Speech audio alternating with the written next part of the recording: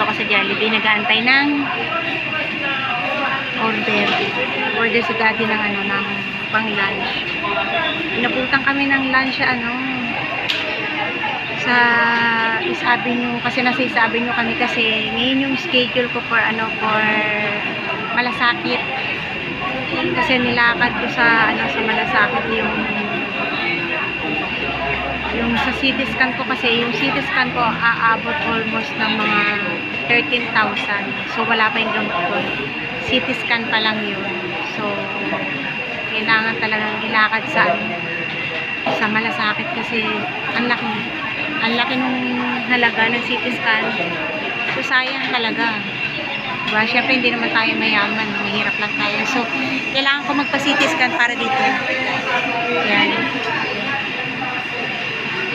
Kasi meron akong lymph nodes na hindi lumubog, hindi rin nakuha sa antibiotic. So dito ako nagpa-check sa East Avenue. So ang ng East Avenue, kailangan ipa-CT scan para malaman kung ano siya talaga. So dahil nga lumabas yung halaga ng CT scan, so kaya nagturo din sa amin doon, nagtanong-tanong din ako kung paano.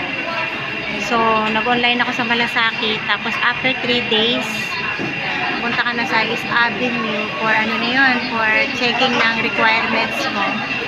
So check yung requirements mo kung kumpleto, then interview, tapos after interview doon nila sasabihin kung magkano na lang yung babayaran mo or magkano yung maliless mo sa CT scan. Kasi nabutan kami ng lunch,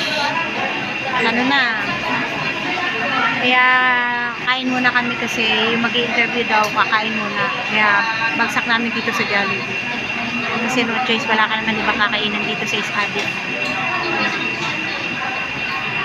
Ayun lang. Balikan ko kayo mamaya, break lang.